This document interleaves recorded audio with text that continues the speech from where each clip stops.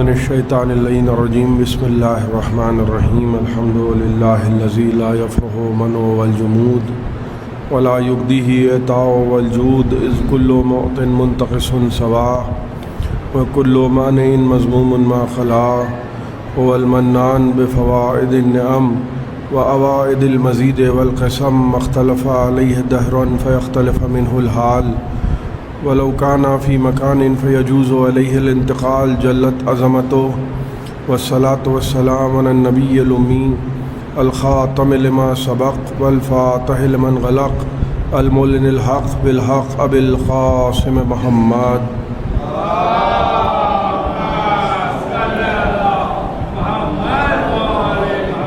الصلاة والسلام على أهل بيته الطيبين الطاهرين المعصومين المظلومين الذين أذهب الله عنهم الرجس وطهرهم تطهيرا صلوات پڑھیں محمد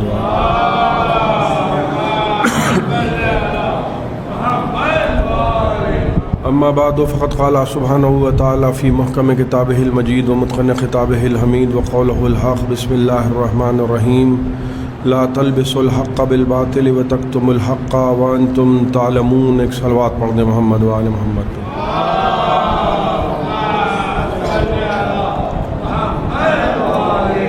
حضرات، قرآن کے جن الفاظ کی تلاوت کا شرف مسلسل حاصل کیا جا رہا ہے، ارشاد رب العزت ہے کہ حق کو باطل کے ساتھ مخلوط نہ کرو، حق کو باطل کے ساتھ ملاؤ نہیں اور حق کو چھپاؤ نہیں.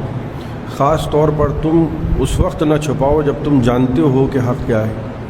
تو میں نے شروع سے یہ عرض کیا کہ اللہ چاہتا ہے کہ فرعون کا ذکر فرعون کی طرح کرو اور موسیٰ کا ذکر موسیٰ کی طرح کرو.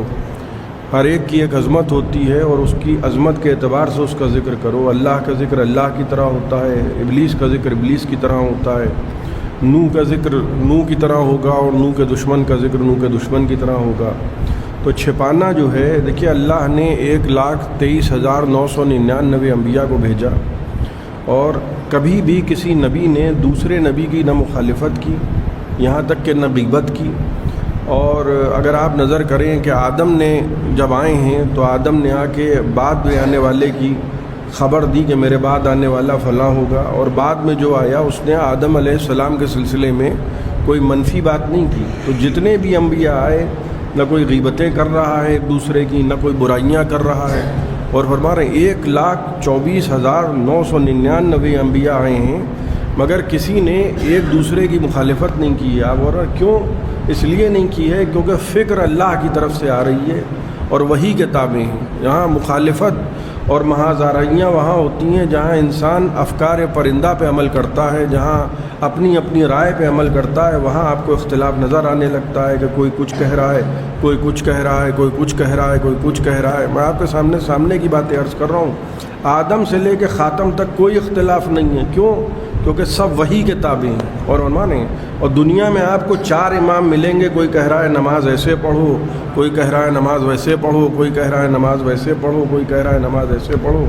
یہی دلیل ہے ہمارے پاس ائمہ طاہرین کی عصمت کی کہ ہمارے یہاں 12 امام ہیں. بڑی توجہ چاہ رہا ہوں آپ کی. ہمارے یہاں 12 امام ہیں مگر نماز کا طریقہ ایک ہے. وہاں 4 امام ہیں اور نماز کے طریقے 4 ہیں. آپ غور فرمائیں. یعنی یہ سب سے بڑی دلیل ہے کیونکہ ہماری جو امامت کا سلسلہ ہے وہ اسی طریقے سے چلا آ رہا ہے جیسے انبیاء کی نبوت کا سلسلہ چلا آ رہا ہے. یعنی ایک ہی خط کتابیں ہیں. آپ غور فرمائیں. ہم کو انسان کہے چاہے کچھ، ہم کو کوئی علوی کہہ دے، ہم کو کوئی جعفری کہہ دے، ہم کو کوئی کچھ بھی کہہ دے، لیکن ہمارے عقیدے کا نام علی ولی اللہ ہے. ایک صلوات پڑھ دیں آپ محمد و آل محمد.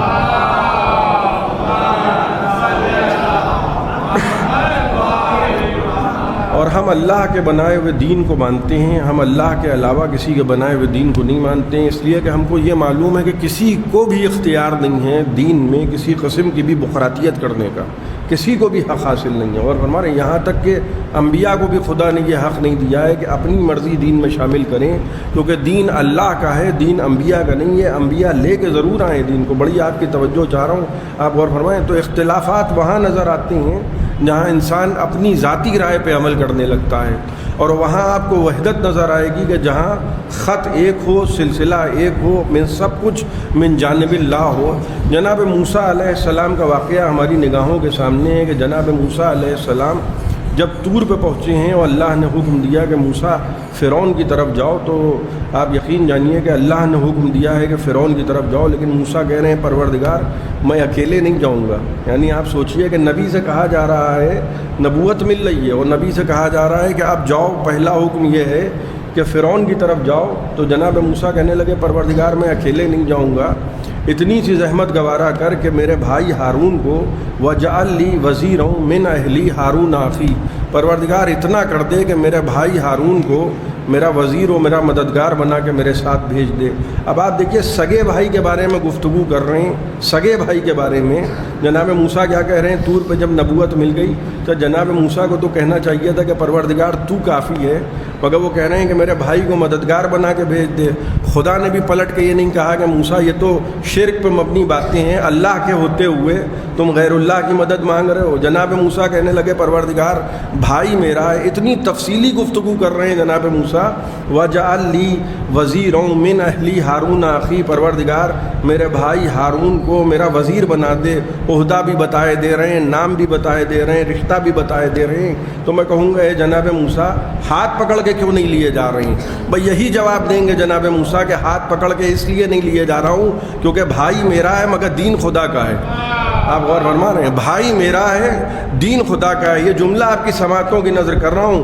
جب موسیٰ جیسے کو یہ حق حاصل نہیں ہے کہ اپنی مرضی سے ہارون جیسے بھائی کو دین میں اپنا مددگار بنا لیں، تو عرب کے جاہلوں کو یہ حق کس نے دیا کہ جس کو چاہے نبی کے ممبر پہ بٹھا دیں؟ ایک صلوات پڑھ دیں محمد و آل محمد۔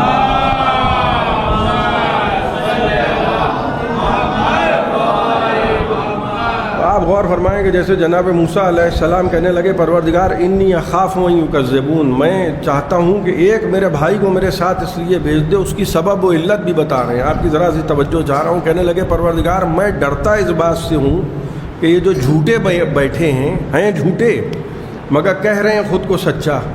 تو جناب موسیٰ یہ کہنے لگے کہ فرعون اور اس کی ٹیم کے جو لوگ ہیں یہ ہیں تو جھوٹے مگر یہ مجھ کو جھٹلانے لگیں گے۔ ہر زمانے میں یہی ہوا ہے کہ جھوٹے صدیق بن کے بیٹھ گئے ہیں۔ آپ کی توجہ چاہ رہا ہوں، جھوٹے صدیق بن کے بیٹھ گئے ہیں اور سچوں کو جھٹلایا ہے۔ تو کہنے لگے پروردگار ایک میرے بھائی ہارون کو بھیج دے اور اس کو میرا مصدق بنا کے میرے ساتھ بھیج دے۔ اب میں آپ کے سامنے ایک مثال پیش کر رہا ہوں۔ جناب موسیٰ علیہ السلام کو جب اللہ نے نبوت عطا کی تھی تو کس انداز سے نبوت عطا کی تھی کہ جناب موسیٰ علیہ السلام رات کی تاریکی میں جا رہے تھے۔ ذرا سی آپ کی توجہ چاہ رہا ہوں، رات کی بھائی مولا علی کو امامت ملی ہے تو کس انداز سے ملی ہے؟ 1.25 لاکھ حاجیوں کا مجمع ہے۔ آپ بول رہے ہیں 1.25 لاکھ حاجی ہیں اور دن کا اجالا ہے۔ اور جناب موسیٰ علیہ السلام کو جب نبوت ملی تھی تو کس انداز میں ملی تھی کہ جناب موسیٰ علیہ السلام سمجھے کہ جو ہے کوئی قافلہ جا رہا ہے رات کی تاریکی میں۔ اب جب پہاڑ پہ پہنچے جناب موسیٰ تو دیکھا کہ درخت پہ آگ روشن ہے۔ بڑی آپ کی توجہ چاہ رہا ہوں، درخت پہ جناب موسیٰ نے دیکھا کہ آگ روشن ہے۔ اور جناب موسیٰ علیہ السلام آج سے پہلے جناب موسیٰ نے یہ منظر نہیں دیکھا تھا کہ درخت پہ آگ روشن ہے۔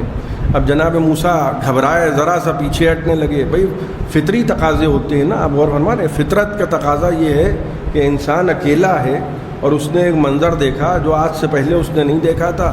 جناب موسیٰ گھبرا کے ذرا سا پیچھے ہٹے، آواز آئی موسیٰ گھبراؤ نہیں، ہم تمہارے پروردگار ہیں۔ جناب موسیٰ سے کہا جا رہا ہے موسیٰ گھبراؤ نہیں۔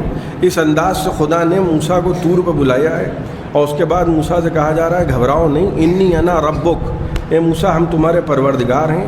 اور موسیٰ ایسا ہے کہ ہم نے تم کو نبوت کے لیے منتخب کر لیا، فانا اخترتک فاستمع لما یوحیٰ، اے موسیٰ ہم نے تم کو منتخب کر لیا ہے نبوت کے لیے۔ اب یہ جو ہم وہی تم پر کر رہے ہیں اس کو ذرا سنو، بڑی آپ کی توجہ چاہ رہا ہوں۔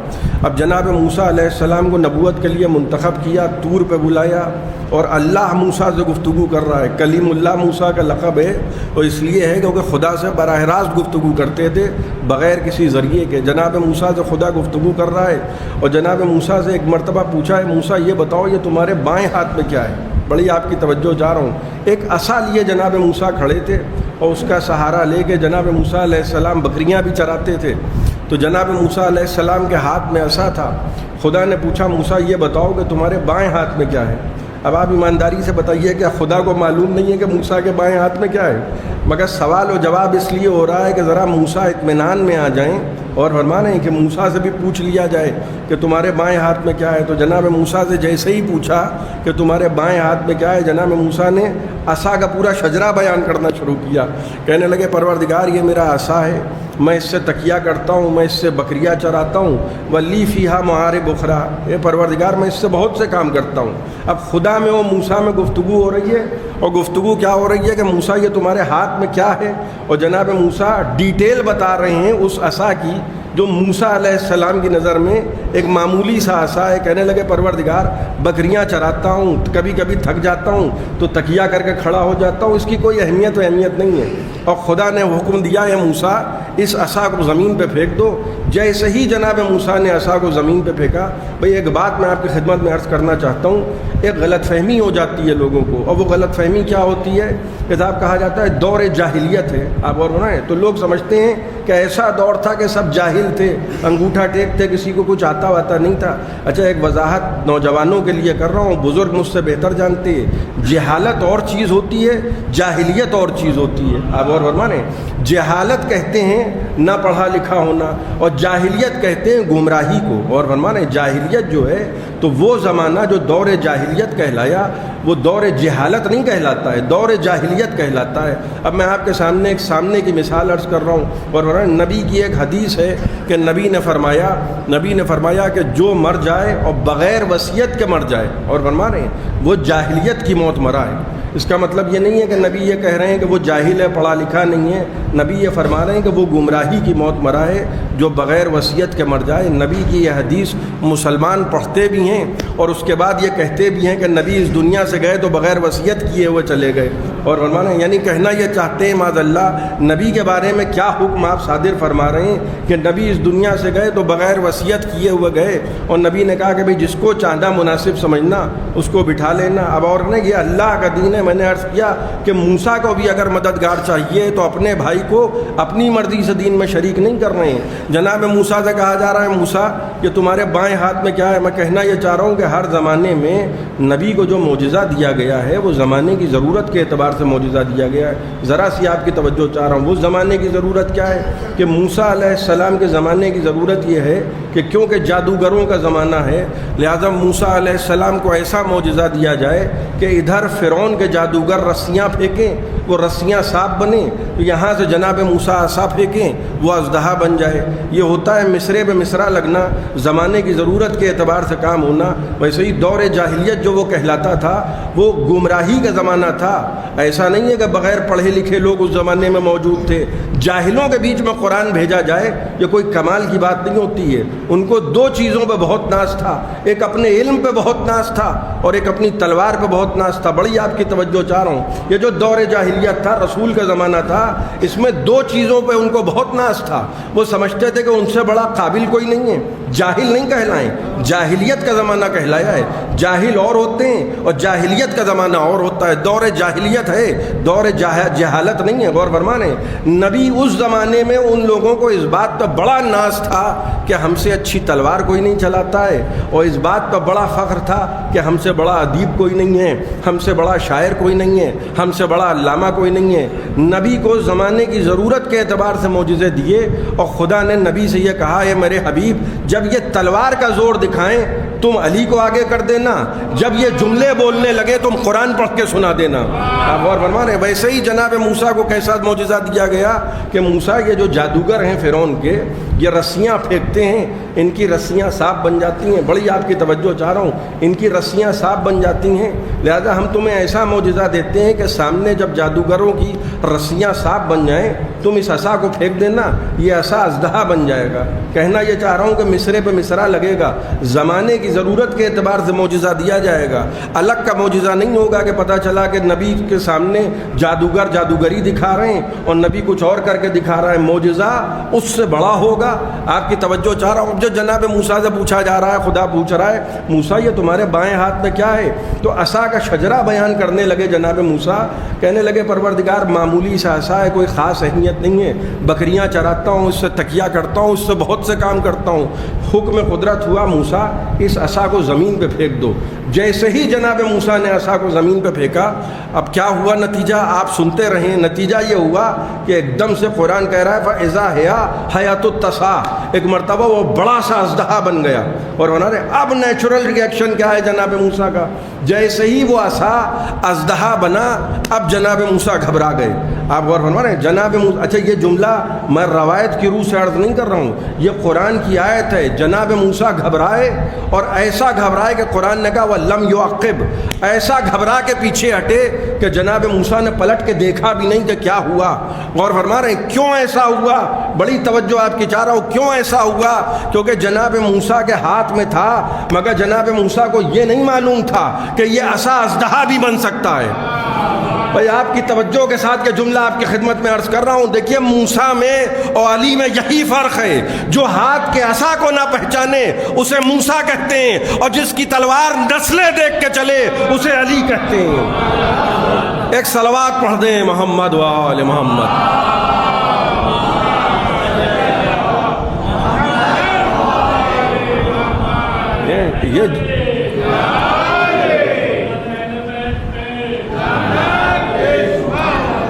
اب دوسرا معجزہ جو جناب موسیٰ کو دیا جا رہا ہے وہ کیا دیا جا رہا ہے؟ دیکھیے ایک بات یاد رکھیے گا، جہاں آپ کو عیب نظر آئے، جہاں بھی آپ کو عیب نظر آئے، اگر معاذ اللہ میں قرآن کی کسی آیت کو جھٹلا دوں تو مجھ پر فتووں کی بارش ہونے لگے گی۔ اور فرما رہے ہیں لوگ فتوے دینے لگیں گے کہ صاحب دیکھیے قرآن کی فلاں آیت کے، یعنی اگر قرآن میں کوئی عیب نکالے تو مسلمان کیا کہیں گے کہ صاحب یہ تو کافر ہو گیا ہے، یہی کہیں گے نا کہ صاحب دیکھیے قرآن میں عیب نکال رہا ہے۔ کمال کی بات یہ جو قرآن میں عیب نکالے وہ تو کافر ہوتا ہے، اور جو معاذ اللہ نبی پہ عیب نکالے وہ رضی اللہ ہو جاتا ہے۔ اور فرما رہے ہیں وہ کہہ رہے ہیں معاذ اللہ نبی کے بارے میں کیا کیا نہیں کہا گیا، کیا کیا نہیں لکھا گیا۔ معاذ اللہ یہ بھی لکھا گیا کہ سینے میں نقطہ کفر تھا، نبی کے سینے میں نقطہ کفر تھا۔ بھائی جہاں بھی آپ کو عیب نظر آئے یہ جان لیجئے گا وہاں اللہ کا عہدہ نہیں جاتا، اب چاہے وہ جسم میں عیب ہو چاہے وہ شجرے میں عیب ہو۔ اور فرما رہے ہیں تو یہ جتنی بھی باتیں لوگ کرتے ہیں کہ صاحب کہ نبی کے معاذ اللہ ماں باپ جو تھے وہ کافر تھے، اور مولا علی کے ماں باپ کافر تھے، اور ابو طالب نے کلمہ نہیں پڑھا تھا، یہ اس لیے کرتے ہیں کہ خود تو ان کے جیسے بن نہیں سکتے۔ دیکھیے آسان الفاظ میں عرض کر رہا ہوں، خود تو ان کے جیسے بن نہیں سکتے، تو ان کی کوشش یہ ہوتی ہے کہ ان کو اپنے جیسا ثابت کریں۔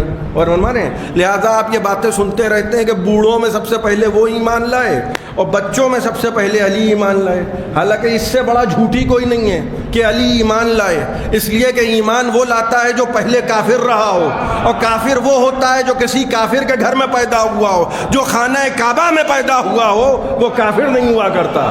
ایک صلوات پڑھ دیں محمد و آل محمد۔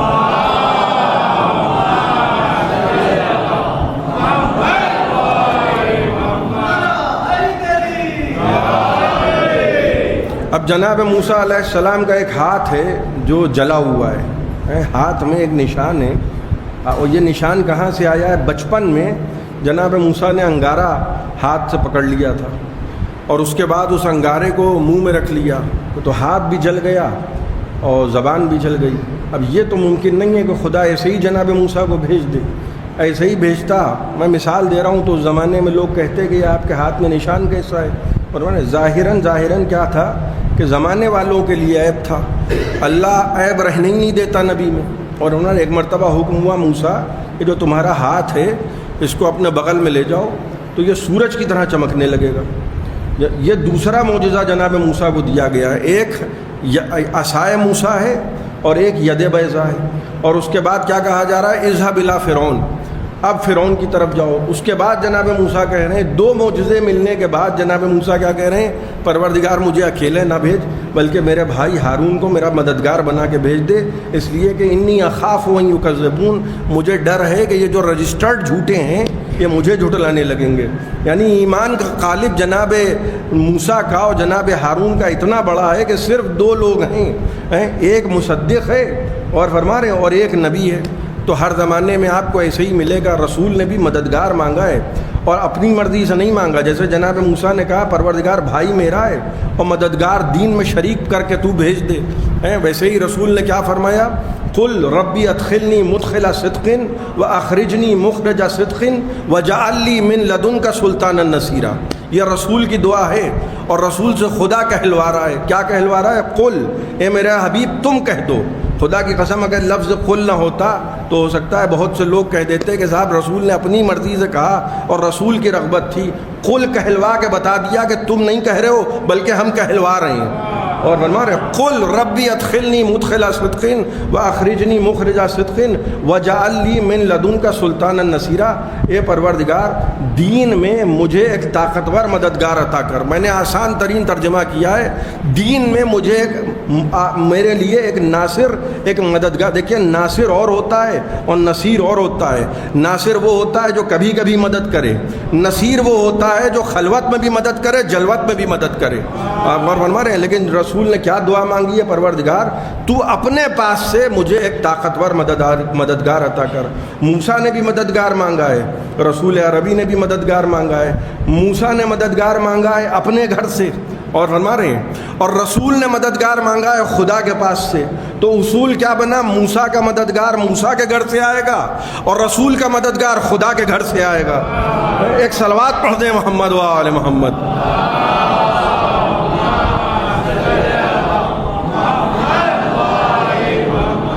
ذرا سی آپ کی توجہ چاہ رہا ہوں, آپ غور فرما رہے ہیں. دیکھیے ہمارے گھر میں جب بچہ پیدا ہوتا ہے تو قرآن گواہی دے رہا ہے.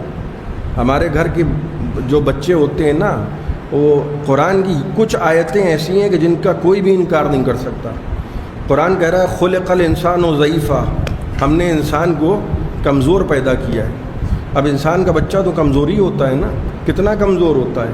ایک مکھی بھی اگر جسم میں بیٹھ جائے تو انسان کا بچہ مکھی بھی نہیں اڑا سکتا. کمزور اس لیے پیدا کیا ہے تاکہ انسان وسیلے کا محتاج رہے.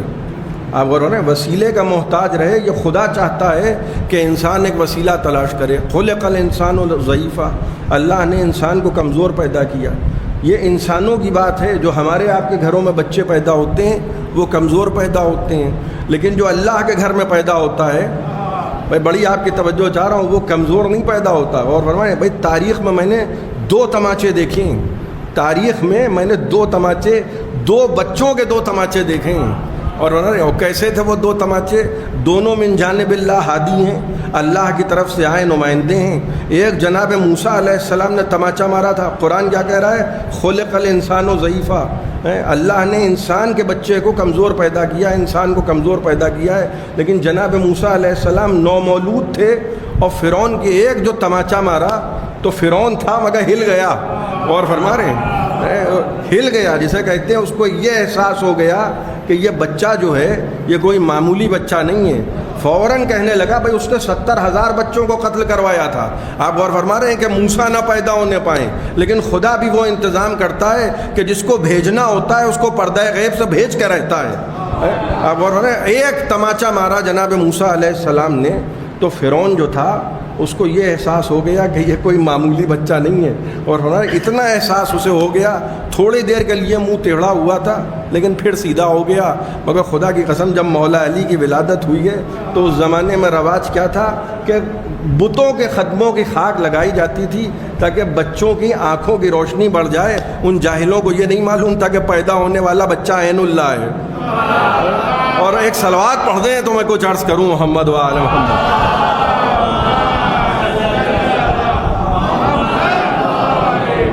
بتوں کے قدموں کی خاک لے کے چلے. تاریخ بتاتی ہے ایسا تماچا مارا مولا علی نے. ایک موسیٰ کا تماچا ہے تاریخ میں, نومولود بچوں کا تماچا. ایک موسیٰ کا تماچا ہے تاریخ میں فرعون کے منہ پر, اور بنوا رہے ہیں. اور ایک حیدر کرار کا تماچا ہے کافر کے منہ پر کہ جو مولا علی کے آنکھوں میں بتوں کے قدموں کی خاک لگانے آیا تھا. موسیٰ نے تماچا مارا, فرعون کا منہ ٹیڑھا ہوا مگر سیدھا ہو گیا.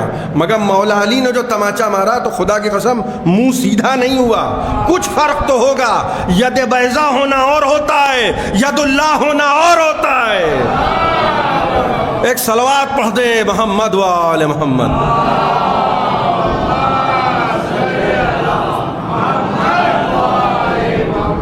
ذرا سی آپ کی توجہ چاہ رہا ہوں، غور فرما رہے ہیں، دو تماچے تاریخ میں، اور قرآن کیا کہہ رہا ہے؟ خلق الانسان ضعیفا، ہم نے انسان کو کمزور پیدا کیا ہے، مگر علی کمزور نہیں پیدا ہوئے ہیں، یہ تو انسانوں کی بات ہو رہی ہے، جو ہمارے گھر میں پیدا ہوتا ہے وہ کمزور پیدا ہوتا ہے۔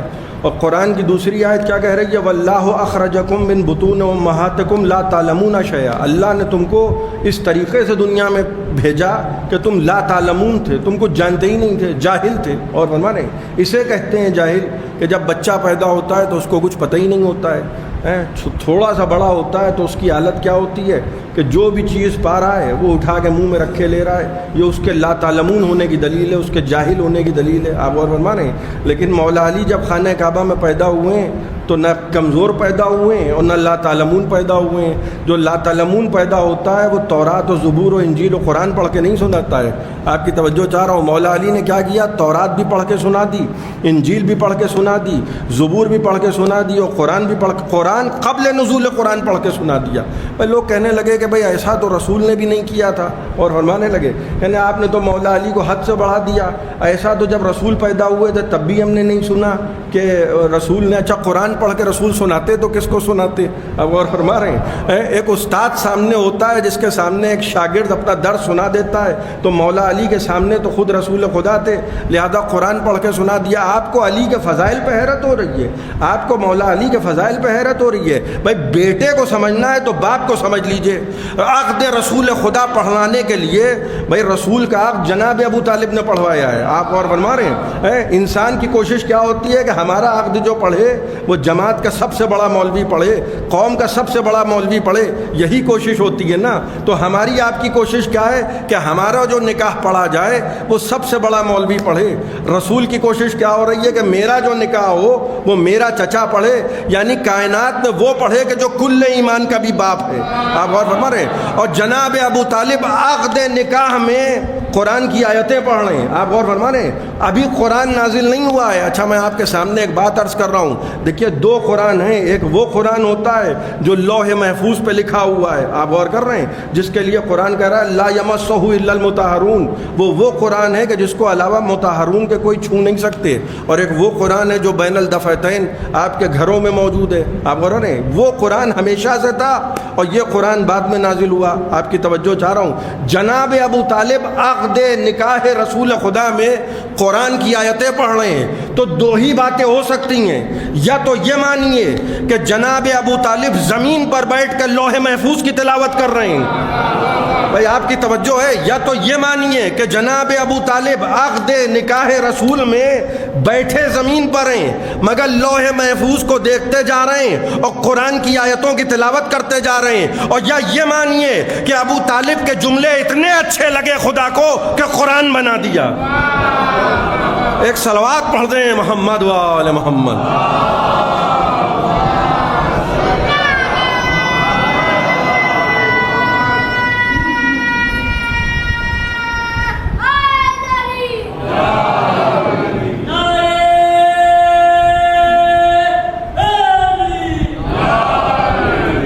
اور فرما رہے ہیں جناب موسیٰ علیہ السلام کے سلسلے میں شہید ثالث لکھتے ہیں کہ یہ کمال کی بات ہے کہ جناب موسیٰ علیہ السلام طور پہ موجود تھے۔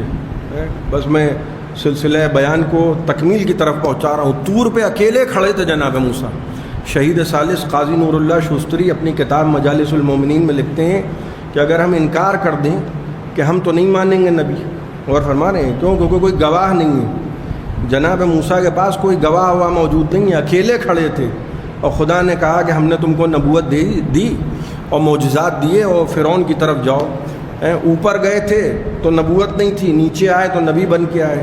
اور شہید ثالث کہہ رہے ہیں کہ اگر ہم انکار کر دیں کہ ہم موسیٰ کو نبی نہیں مانتے تو امت قیامت برپا کر دے گی کہ صاحب موسیٰ کو نبی ماننا پڑے گا، چاہے گواہ ہو اور چاہے نہ ہو۔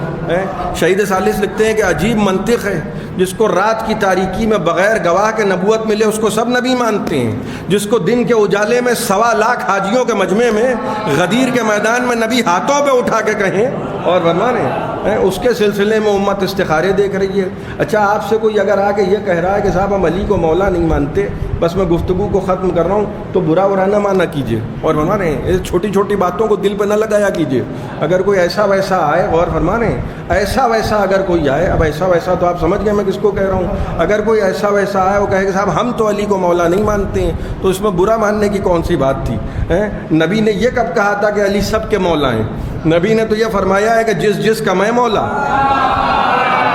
آپ غور فرما رہے ہیں، جس کا میں مولا اس کے علی مولا۔ تو اگر ہم جس کو ڈھونڈ لیں تو ہم اس تک تو بہت اطمینان سے پہنچ جائیں گے۔ اور نبی نے سب کا ٹھیکہ کب لیا ہے کہ تم سب کے علی مولا ہیں؟ نبی نے کہا جس کا میں مولا۔ ہر ایک کے لیے قرآن ہدایت نہیں ہے، میں نے پہلے دن عرض کیا تھا، ایک طبقہ ایسا ہے کہ جس کے لیے قرآن کہہ رہا ہے آنکھیں ہیں مگر دیکھتے نہیں ہیں، کان ہیں مگر سنتے نہیں ہیں، زبانیں ہیں مگر گونگے ہیں، غور فرمانا ان کے دلوں میں تالے لگے ہوئے ہیں۔ ویسے ہی نبی کہہ رہے ہیں کہ جس کا میں مولا ہوں اس کے یہ علی مولا ہیں۔ تو ہر ایک کا تو ٹھیکہ لیا ہی نہیں جا رہا ہے، غور فرما رہے ہیں۔ تو قرآن سے ہم یہ تو سمجھ لیں پہلے، میں ایک طبقہ جو نبی کے بارے میں اس قسم کی گفتگو کر رہا ہے کہ نبی کے سینے میں معاذ اللہ نقطہ کفر تھا، آپ اس سے بہت زیادہ توقع نہ کیجیے، اس لیے کہ جو ABCD نہ سمجھ پائے، اور فرما رہے ہیں اس کو PhD کے کلاس میں نہ بٹھائیے۔ تو جو رسول کے فضائل نہ سمجھ پائے، بھائی اونچا پیجامہ سب پہن لینے سے اگر عظمت رسول سمجھ میں آ جاتی تو پھر کہنا ہی کیا تھا؟ اور کی بات غور فرما رہے ہیں، عظمت رسول سمجھنا ہے تو فکر کو معراجوں پر لے جائیے، تب سمجھ میں آئے گا کہ رسول کیا ہیں۔ جب آپ کی رسول ہی سمجھ میں نہیں آئے تو ہم آپ کو علی کیا سمجھائیں؟ غور فرما رہے ہیں، رسول جو ہیں معراج کے وقت جب گئے ہیں تو نالینوں سمیت گئے معراج کے وقت، اور فرما رہے ہیں عرش الہی پر رسول جب پہنچے ہیں تو قدموں میں جوتیاں پہنے ہوئے تھے رسول۔ میں آسان الفاظ میں نوجوانوں کے لیے عرض کر رہا ہوں، جوتیاں پہن کے رسول عرش پہ گئے۔ بھائی جوتے پہن کے آپ مسجد میں نہیں جا سکتے ہیں، مگر رسول جوتے پہن کے، جوتیاں پہن کے، نالینیں پہن کے عرش پہ پہنچے ہیں۔ اب آپ سوچئے کہ جس کی نالینیں اتنی مقدس ہوں اس کا دل کتنا مقدس ہوگا۔ آپ غور فرما رہے ہیں کتنا مقدس دل ہوگا۔ اور امت کیا کہہ رہی ہے کہ صاحب جبرائیل کو دیکھ کے نبی ڈر گئے اور نبی بھاگے، معاذ اللہ اور سینے میں نقطہ کفر تھا۔ نبی کی عظمت کو سمجھنا ہے تو ذرا قرآن کی طرف چلیے۔ سورہ آل عمران کی آیت ہے جو میں آپ کے سامنے پیش کر رہا ہوں۔ خدا قرآن میں کہہ رہا ہے کہ میرے حبیب، امت تو یہ کہہ رہی ہے کہ 40 برس کے بعد رسول بنے، بڑی توجہ آپ کی چاہ رہا ہوں، یہی تو کہتے ہیں نا صاحب 40 برس کے بعد رسول بنے۔ اور فرمانے کسی کو 40 برس کے بعد سورہ بقرہ یاد ہوا تھا تو نبی کو بھی 40 برس کے بعد رسول بنانے کی کوشش ہو رہی ہے، حالانکہ عظمت رسول قرآن میں واضح ہے۔ اور قرآن کہہ رہا ہے اذ اخذ اللہ میثاق النبیین، اے میرے حبیب ان کو وہ وقت یاد دلاؤ، اذ اخذ اللہ میثاق النبیین لما آتیتکم من کتاب و حکمہ ثم جاءکم رسول مصدق لما معکم لتؤمنن بہ ولتنصرنہ قال اقررتم واخذتم علی ذلکم اصری قالوا اقررنا قال فشہدوا وانا معکم من الشاہدین فمن تولی بعد ذلک فاولئک هم الفاسقون۔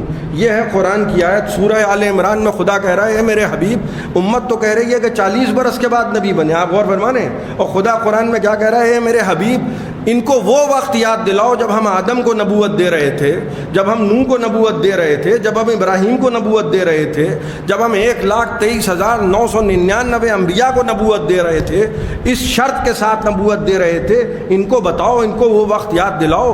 ہم ان کو اس شرط کے ساتھ نبوت دے رہے تھے کہ بعد میں میرا رسول جب تمہارے بیچ میں آئے گا تو تم سب کے سب اس پر ایمان لانا اور تم سب کے سب اس کی نصرت کرنا۔ آپ غور فرما رہے ہیں، یہ آدم علیہ السلام کے بارے میں گفتگو ہو رہی ہے، یہ نوح کے بارے میں گفتگو ہو رہی ہے، یہ ابراہیم کے بارے میں گفتگو ہو رہی ہے، یہ اسماعیل، یحییٰ، زکریا، 1,23,999 انبیاء عالم ارواح میں اللہ نے عہد و پیمان لیا۔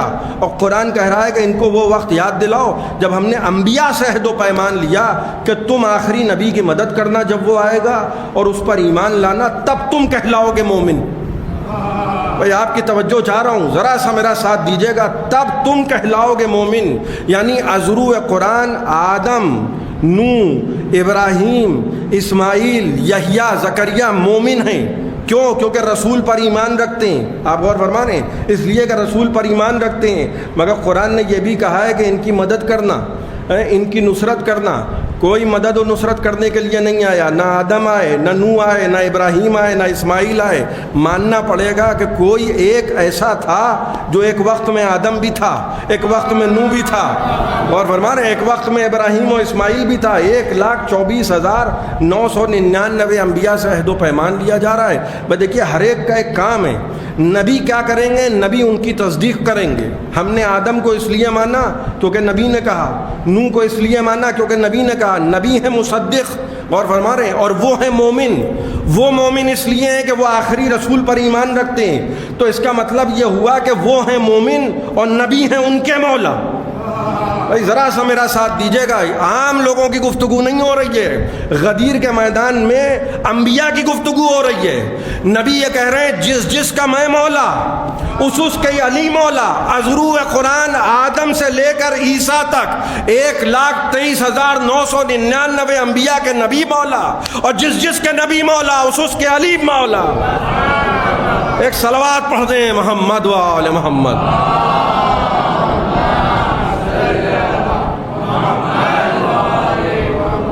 یہ اتنا آسان مسئلہ نہیں ہے، لہذا دست ادب جوڑ کے اگر آپ سے کوئی ادھر ادھر کا آگے کہے، پھر عرض کر رہا ہوں کہ ادھر ادھر کا آگے کہے کہ صاحب ہم نہیں مانتے علی کو مولا، تو اس میں برا ماننے کی کوئی بات نہیں ہے۔ اور فرمانے ہر ایک بخن کہنے والا دل سے بخن نہیں کہتا ہے۔ مولا علی کے خلاف تلواریں بھی کھینچی گئی ہیں، مولا علی پہ سب و شتم بھی کیا گیا ہے۔ آپ غور فرما رہے ہیں، ہم تو مسلمانوں کو پیغام اتحاد دینا چاہتے ہیں، ہم چاہتے ہیں، دل سے چاہتے ہیں کہ اتحاد ہو، اور عملی اتحاد ہو، زبانی اتحاد نہ ہو۔ آپ غور فرما رہے ہیں بھائی ایک مرکز اتحاد بھی تو ہونا چاہیے۔ اتحاد کے لیے بڑی سامنے کی بات آپ کی خدمت میں عرض کر رہا ہوں، ایک مرکز اتحاد بھی تو ہونا چاہیے۔ بھائی ایک کامن گراؤنڈ ہوتا ہے نا، انگریزی میں کہا جاتا ہے کہ صاحب ایک کامن گراؤنڈ ہے اور اس بات پہ ہم و آپ دونوں متفق ہیں، تو ایک کامن گراؤنڈ ہوتا ہے، اسی پہ اتحاد کی بات ہو سکتی ہے۔ تو ایک مرکز اتحاد جو ہم دونوں کے درمیان ہے وہ ذات علی ہے۔ آپ غور فرما رہے ہیں، علی ہمارے پہلے امام ہیں اور ان کے چوتھے خلیفہ ہیں، تو ہم تو پیغام اتحاد دینا چاہتے ہیں، اور پیغام اتحاد ہم یہ دینا چاہتے ہیں کہ جو ہمارے پہلے امام سے لڑے اس پہ ہم لعنت کریں، اور جو آپ کے چوتھے خلیفہ سے لڑے آپ اس پہ لعنت کیجئے۔ کوئی ایک مرکز ہونا چاہیے، غور فرما رہے ہیں، اور بات یہاں سے شروع ہو، اس لیے کہ ہم نے نبی کو یہی کرتے ہوئے دیکھا ہے۔ آپ غور فرما رہے ہیں، نبی پہ لوگوں نے پتھر برسے ہیں رسول خدا پر، اور جب لوگ کان قریب لے کے گئے، سر سے پاؤں تک رسول زخموں میں چور ہیں۔ بڑی آپ کی توجہ چاہ رہا ہوں، سر سے پاؤں تک رسول خدا زخموں میں چور ہو گئے، اور لوگ جب کان قریب لے کے گئے تو نبی کیا کہہ رہے تھے کہ پروردگار یہ جانتے نہیں ہیں، یہ مجھے پہچانتے نہیں ہیں۔ آپ غور فرما رہے ہیں، اپنے بارے میں جب بات آئی تو نبی کیا کہہ رہے تھے؟ پروردگار یہ جانتے نہیں ہیں میرے بارے میں، یہ مجھے پہچانتے نہیں ہیں۔ مگر جب علی اور حسین کی بات آئی تو نبی نے غدیر کے میدان میں کیا کہا؟ اللہم وال من والا اور عاد من عادا، اے پروردگار تو اس کو دوست رکھ کہ جو علی کو دوست رکھے، اور تو اس کو دشمن رکھ کہ جو علی کو دشمن رکھے۔ نبی نے یہ نہیں کہا کہ پروردگار ان کے لیے تھوڑی سی گنجائش پیدا ہو جائے، اور ہمارے تو ان کو دشمن رکھ کے جو علی کو دشمن رکھے۔ اور حسین کے لیے کیا کہا؟ پروردگار یہ میرا نواسہ حسین ہے، جو اس کو دوست رکھے تو اس کو دوست رکھ، جو اس کو دشمن رکھے وہ اس کا دشمن رکھ۔ ہم نے رسول کی زبان سے اپنے دشمن کے لیے بد دعا نہیں سنی ہے، مگر ہم نے بد دعا سنی ہے تو یا علی کے دشمن کے لیے سنی ہے یا حسین کے دشمن کے لیے سنی ہے۔ آپ اور ہونا ایک صلوات پڑھ دیں محمد و آل محمد۔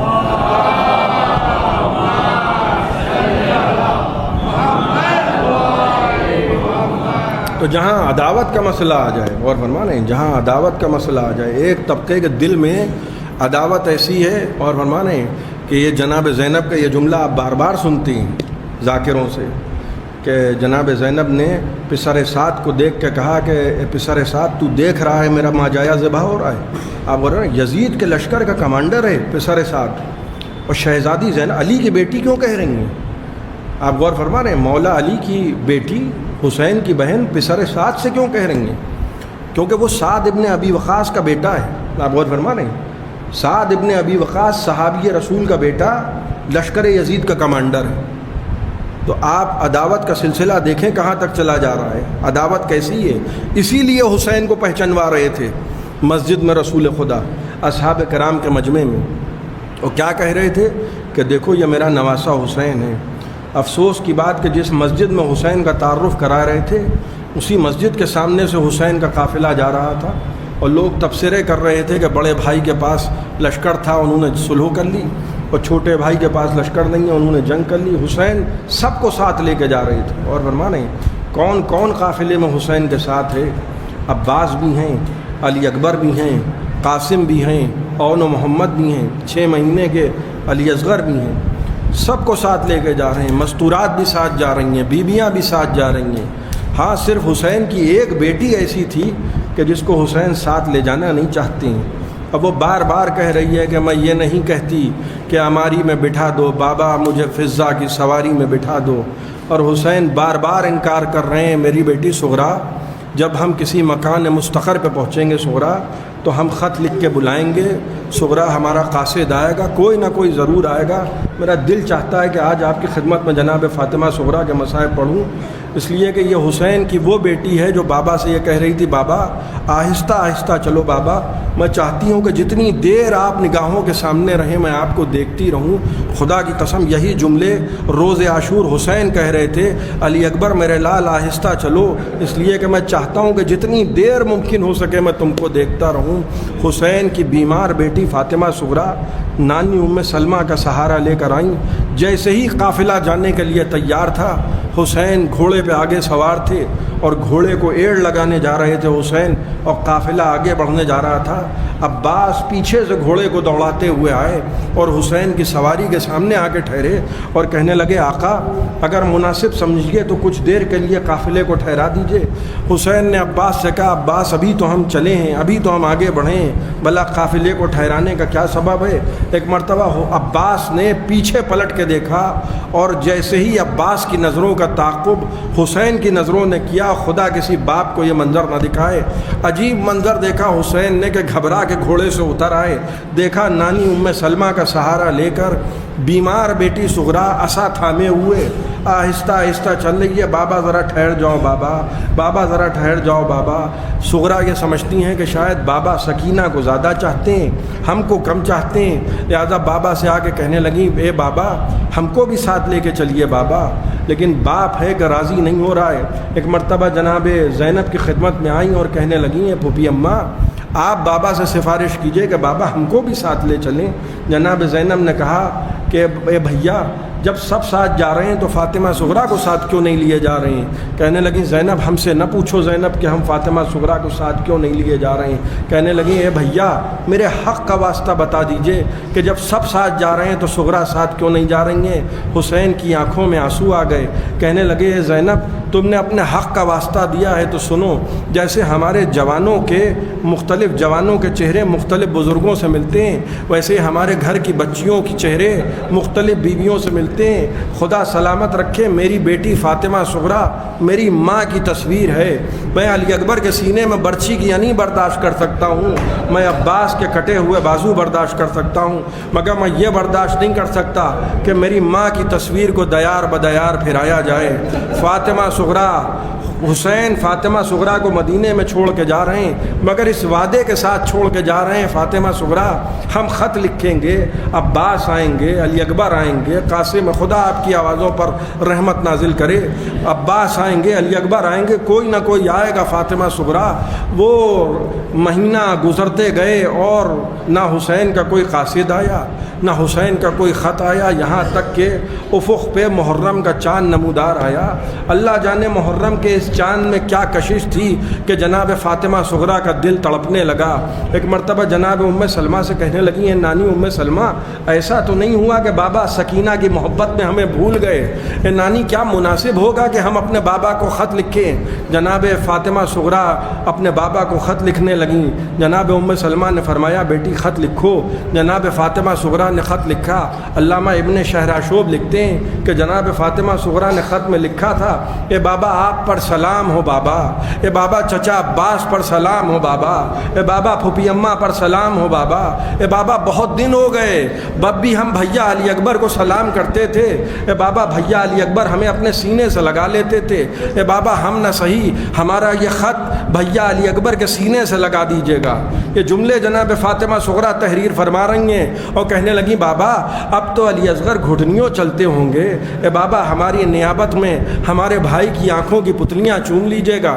جناب فاطمہ صغریٰ نے خط کو تحریر کیا، کنیز کے حوالے خط کیا، کنیز نے قاصد تک خط پہنچایا، مگر قاصد نیا نیا قافلے میں داخل ہوا تھا۔ قاصد نے کہا کہ میں نے حسین کو کبھی دیکھا نہیں ہے۔ جا کے کنیز سے کہا کہ جا کے حسین کی بیٹی سے یہ تو پوچھو کہ میں حسین کو پہچانوں گا کیسے، میں حسین کو کیسے پہچانوں گا۔ جیسے ہی کنیز نے آ کے بیٹی سے کہا، بیٹی نے افتخار کیا حسین کی بیٹی ہے، خدا کی قسم افتخار کے عالم میں کہنے لگی کہ جا کے قاصد سے کہہ دو کہ میرے بابا کو پہچاننا مشکل نہیں ہوگا، اس لیے کہ میرا بابا اکیلا نہیں ہوگا، میرے بابا کے گرد جوان ہوں گے، اور اگر پھر بھی پہچاننے میں زحمت ہو تو میرے بابا کی دائیں جانب شیر سا چچا عباس کھڑا ہوگا، میرے بابا کی بائیں جانب 18 برس کا علی اکبر ہوگا جو ہم شکل مصطفیٰ ہے، وہیں قاسم بھی ہوں گے، وہیں اون و محمد بھی ہوں گے، وہیں علی اکبر بھی ہوں گے، سب میرے بابا کے ساتھ ہوں گے۔ اور اگر قاصد سے کہہ دو اس کے بعد بھی پہچاننے میں دشواری ہو تو وہیں کہیں نظر کرے جہاں بابا کے خیمے لگے ہوں گے، کوئی ننھا سا بچہ گھٹنیوں چلتا ہوگا۔ قاصد جناب فاطمہ صغریٰ یہ پیغام سن کے کربلا کی طرف چلا۔ 10ویں محرم کو کربلا کا میدان آیا، بس میں نے آپ کی زحمتوں کو تمام کیا۔ 10ویں محرم کو کربلا کا میدان آیا اور قاصد جناب فاطمہ صغریٰ لاشوں کے درمیان پکارتا ہوا چلا، آئینہ یا حسین، آئینہ یا حسین، آئینہ یا حسین۔ دیکھا کہ ایک غریب کھڑا ہے جس کا لباس جگہ جگہ سے پھٹا ہوا، بال بکھرے ہوئے، چہرے پہ خون ہے اور پورے جسم پہ خون ہے، جگہ جگہ زخم ہے۔ کہنے لگا ہے غریب کیا اس دشت میں حسین کو دیکھا ہے؟ یہ تو نہ کہہ سکے کہ شہ مشرقین ہوں۔ مولا نے سر جھکا کے کہا میں حسین ہوں۔ جیسے ہی یہ جملے سنے حسین، میں حسین ہوں، ایک مرتبہ حیرت بھری نگاہوں سے دائیں بائیں دیکھنے لگا، کہنے لگا اگر آپ حسین ہیں تو آپ کے دائیں بائیں کوئی نظر کیوں نہیں آتا؟ عباس کہاں گئے؟ علی اکبر کہاں گئے؟ قاسم کہاں گئے؟ اون و محمد کہاں گئے؟ ایک ایک کا نام آتا گیا، حسین کہتے جا رہے ہیں قتل قتل قتل قتل، مارے گئے مارے گئے مارے گئے۔ بس میں نے آپ کی زحمتوں کو تمام کیا۔ ایک مرتبہ کہنے لگا اور رکابوں پہ زور دے کے بلند ہوا اور خیمے کی طرف دیکھنا شروع کیا۔ بس جیسے ہی حسین نے یہ منظر دیکھا ایک مرتبہ جلال کے عالم میں کہنے لگے کہ میری زندگی میں خیام کی طرف کیا دیکھتا ہے؟ ہاتھوں کو جوڑ کے عرض کی کہ آقا گستاخی منظور نہیں ہے، گستاخی مقصود نہیں ہے، مگر آپ کی بیٹی نے کہلوایا تھا کہ اگر کوئی نظر نہ آئے تو وہیں خیمے جہاں میرے بابا کے لگے ہوں وہیں کہیں دیکھنا کوئی ننھا سا بچہ گھٹنیوں چلتا ہوگا۔ بس حسین نے ابا کا دامن ہٹایا، کہنے لگے قاصد صغریٰ وہ ننھا سا بچہ میری آغوش میں ہے، 3 بال کا تیر اس کی گردن پہ لگا ہے، لاؤ میری بیٹی کا خط میرے حوالے کرو۔ جناب فاطمہ صغریٰ کا خط حسین پڑھ رہے ہیں، ہاتھ لرز رہے ہیں۔ جناب فاطمہ صغریٰ نے کیا لکھا تھا؟ اے بابا آپ پر سلام، اے بابا چچا عباس پر سلام، اے بابا پھوپھی اماں پر سلام، اے بابا بہت دن ہو گئے، بابا بہت دن ہو گئے۔ بھیا علی اکبر ہمیں سینے سے لگاتے تھے، جب بھی ہم ان کو سلام کرتے تھے ہم نہ صحیح ہمارا یہ خط ہمارے بھائی کے سینے سے لگائیے گا، اور بابا ہماری نیابت میں ہمارے بھائی علی اصغر کی آنکھوں کی پتلیاں چوم لیجیے گا۔ بس حسین خط کو پڑھتے جاتے ہیں اور یہ کہتے جاتے ہیں گواہ رہیو کہ فاقے سے جھومتا ہے حسین اور ان کے بھائی کی آنکھوں کو چومتا ہے حسین۔ بنا لوں ننھی سی قبر ان کی ہے خجستہ سر، تو لے چلوں پسرے نوجوان کے لاشے پر، تو پڑھیو لاشے اکبر پہ نامہ خار۔ یہ کہہ کے گھوڑے سے اترے امام جن و بشر، زمین قبر کی خاطر تلاش کرنے لگے، مزار کھود کے نالے بلند کرنے لگے۔ لہو سے غسل تو اصغر کو دے چکی تھی قضا، ملی بصورت کافور شہ نے خاک شفا، اتارے قبر میں اصغر کا خوب ہرا لاشا، لٹا کے خاک پہ قبلے کی سمت منہ پھیرا، پھر اپنے لال کو جب خاک میں چھپانے لگے تو یا علی کہا اور ہاتھ تھر تھرانے لگے۔ 6 مہینے کے بچے کو دفن کیا اور کہنے لگے آؤ قاصد صغریٰ علی اکبر کے لاشے پہ چلو۔ فاطمہ صغریٰ نے لکھا تھا اے بابا ہم نہ صحیح ہمارا یہ خط ہمارے بھائی کے سینے سے لگائیے گا۔ لاش علی اکبر پہ بیٹھے حسین اور فاطمہ صغریٰ کا خط زخم جگر علی اکبر پہ رکھا اور کہنے لگے اے علی اکبر تم بہن کو جواب دے دو، اس لیے کہ ہم صغرا کو جواب نہیں دے سکتے، اور فاطمہ صغرا سے کہنا اب ہمارا انتظار نہ کریں۔